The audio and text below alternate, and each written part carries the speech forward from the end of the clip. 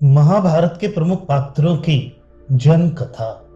वैशंपायन जी कहते हैं, जन्मेजय अमित तेजस्वी शांतनु नंदन भीष्म 8वें वसु के अंश से तथा गंगा जी के गर्भ से उत्पन्न हुए। वे महान पराक्रमी और अत्यंत यशस्वी थे। पूर्व काल की बात है। वेदार्थों के ज्ञाता महान यशस्वी पुरातन मुनि महर्षि भगवान अणिमांडव्य चोर न होते हुए भी चोर के संदेह से शूली पर चढ़ा दिए गए।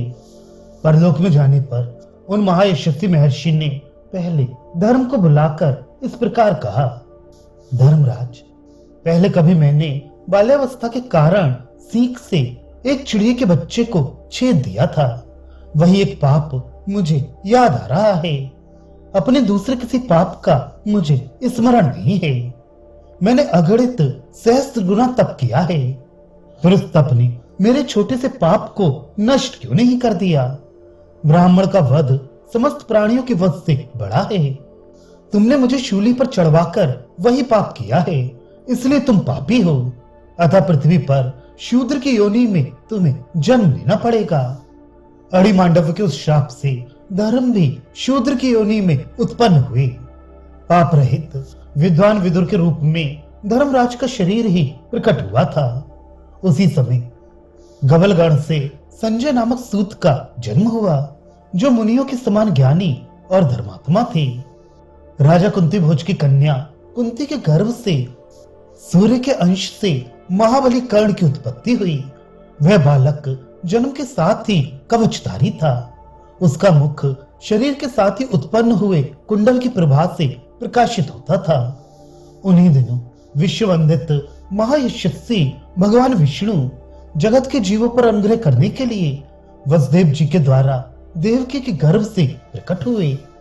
वे भगवान आदि अंत से रहित द्युतिमान संपूर्ण जगत के कर्ता तथा प्रभु हैं।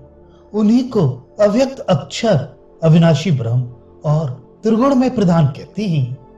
आत्मा, अव्यय, प्रकृति अर्थात उपादान, प्रभव अर्थात उत्पत्ति कारण, प्रभु अर्थात अधिष्ठाता, पुरुष अर्थात अंतर्यामी, विश्वकर्मा, सत्व गुण से प्राप्त होने योग्य तथा प्रणव अक्षर भी वे ही हैं।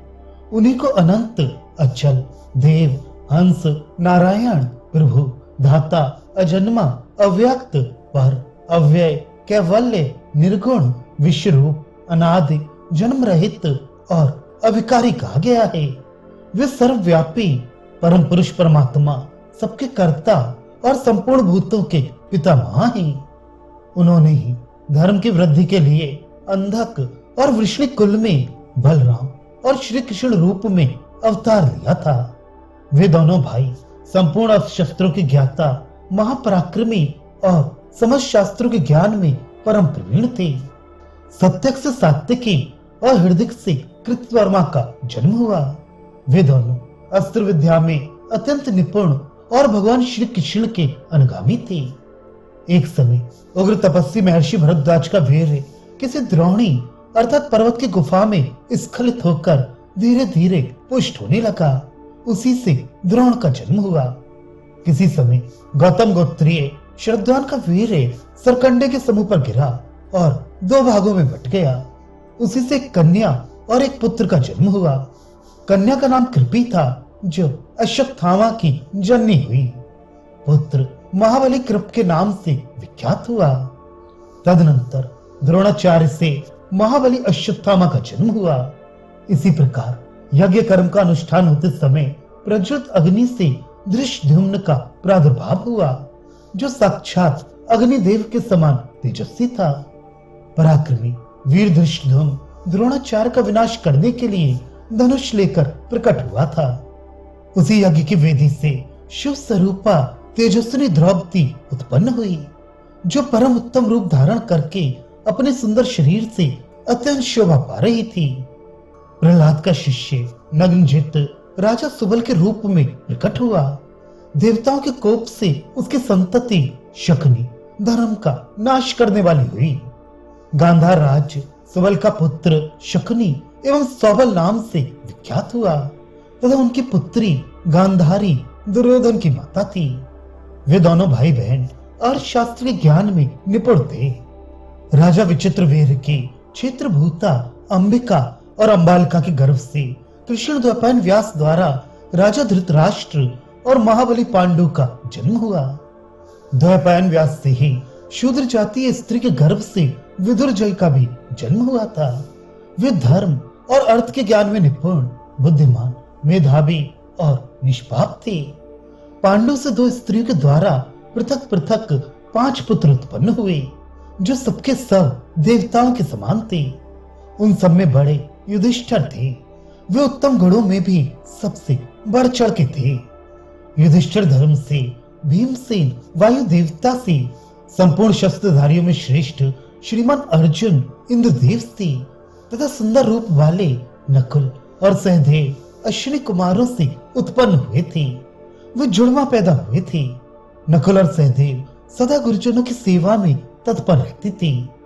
परम बुद्धिमान राजा धृतराष्ट्र के दुर्योधन आदि 100 पुत्र हुए। इनके अतिरिक्त युयुत्सु भी उन्हीं का पुत्र था। वह वैश्य जातीय माता से उत्पन्न होने के कारण कर्ण कहलाता था। भरतवंशी जन्मेजय धृतराष्ट्र के पुत्रों में दुर्योधन, दुशासन, दुस्सह, दुर्मर्शन, विकर्ण, चित्रसेन, विविंशति, जय, सत्यव्रत, पुरुमित्र तथा वैश्य पुत्र युयुत्सु ये 11 महारथी थे। अर्जुन द्वारा सुभद्रा के गर्भ से अभिमन्यु का जन्म हुआ। वह महात्मा पांडु का पौत्र और भगवान श्री कृष्ण का भांजा था। पांडवों द्वारा द्रौपदी के गर्भ से 5 पुत्र उत्पन्न हुए थे, जो बड़े ही सुंदर और सब शास्त्रों में निपुण थे। युधिष्ठिर से प्रतिविंध्य, भीमसेन से सुतसोम, अर्जुन से श्रुतकीर्ति, नकुल से शतानीक तथा सहदेव से प्रतापी श्रुतसेन का जन्म हुआ था। भीमसेन के द्वारा हिडिंबा से वन में घटोत्कच नामक पुत्र उत्पन्न हुआ।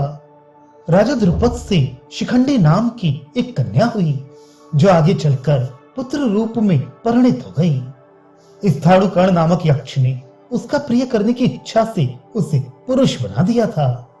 कौरवों के उस महासमर में युद्ध करने के लिए राजाओं के कई लाख योद्धा आए थे। 10,000 वर्षों तक गिनती की जाए तो भी उन असंख्य योद्धाओं के नाम पूर्णतया नहीं बताए जा सकते। यहाँ कुछ मुख्य मुख्य राजाओं के नाम बताए गए हैं, जिनके चरित्रों से इस महाभारत कथा का विस्तार हुआ है।